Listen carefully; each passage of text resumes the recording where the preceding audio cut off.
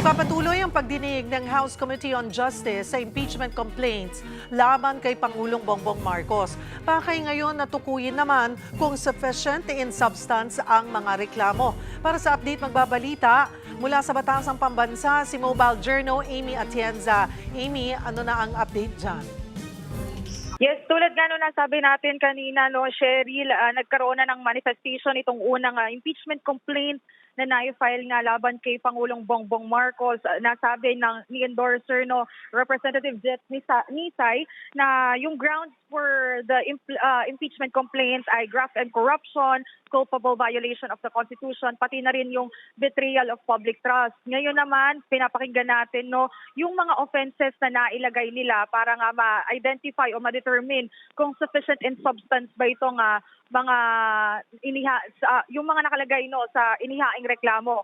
So una, narinig na natin yung alleged kidnapping nga daw kay former President Rodrigo Duterte sa International Criminal Court, kung saan nasabi ni Representative Laila de Lima na insufficient ito sa substance dahil hindi ito allegation of facts, kundi mga legal conclusions lamang. After bukod pa dyan, nasabi din dito, no, yung statement ni Senator Amy Marcos noong nakaraang buwan, kung saan nga sinasabi niya na drug user daw si President Bongbong Marcos. At ngayon naman, pinapakinggan natin yung diskusyon ng mga mambabatas tungkol naman dito sa unprogrammed appropriations na nakapaloob sa budget simula pa 2023 hanggang sa 2026 na budget. So far ay hindi pa natin napapakinggan yung opinion ng mga mambabatas dito tungkol naman sa Maza et al. Complaint, at yan yung patuloy nating aabangan natin dito mismo sa loob ng Kamara. Cheryl? Kanina may pinagbotohan yung mga kongresista kaugnay doon sa annexes ng reklamo. Ano ang detalye nito? Cheryl, kasi ngayong araw ang kinakailangang i-identify o determine nga yung sufficiency nito sa substance. Pag sinabi kasi natin sufficient in substance, no, ito yung mga recital of facts, mga salaysay ng mga pangyayari na nagsiserve bilang claims ng mga complainant na gusto nilang i-prove pagdating na nga nung hearing mismo sa impeachment kung sakali mang sufficient in substance itong impeachment complaints na na-file laban kay Pangulong Bongbong Marcos. Kanina narinig natin kasi na gusto sana ni Representative Terry Ridon na isama nga yung annexes bilang authentic records at ma-evaluate ito ng mga mambabatas para nga daw makita kung sufficient in substance yung mga inihaing reklamo laban kay PBBM.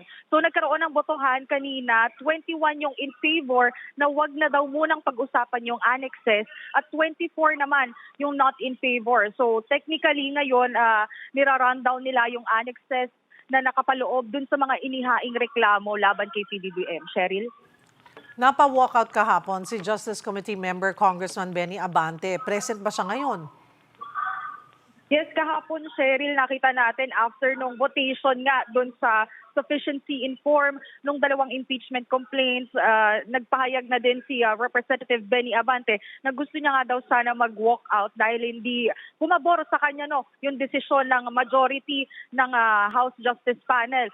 So ngayon nakita natin doon mismo sa loob na in attendance pa rin naman siya dito sa talakayan naman ng sufficiency in substance sa impeachment complaint laban kay PBBM. Cheryl? May mga nakausap ka bang mga miyembro ng komite dyan sa posibleng kalalabasan ng pagdinig ngayong araw? Tatawid ba ang impeachment complaint o malabo pa?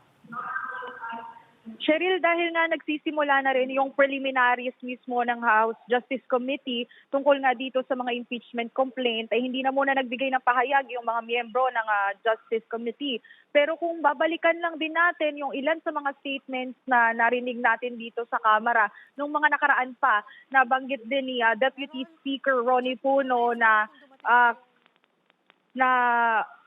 walang credible evidence, confidential na walang credible evidence na maipapakita yung mga mambabatas, lalo na yung mga complainant, kung sakali mang i-impeach itong si Pangulong Bongbong Marcos. Sa usapin naman ng impeachment complaint laban kay Vice President Sara Duterte, tumatakbo na ba yung 10 session days na itinakda ng Supreme Court para sa pagproseso nito?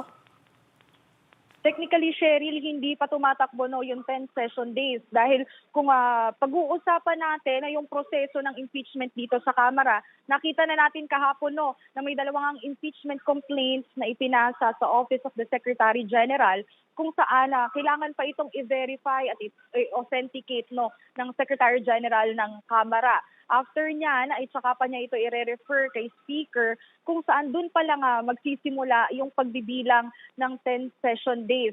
Dahil dun sa 10 session days, aabangan kung mabibigyan nga ba ni Speaker yung order of business, itong mga impeachment complaint. At dun na nga magtutuloy-tuloy yung proseso sa impeachment kung saan i-refer ni Speaker sa Justice Committee yung mga impeachment complaints na naihain kahapon. So, doon pa lang magsisimula talaga, Cheryl, yung pagbibilang ng 10 session days.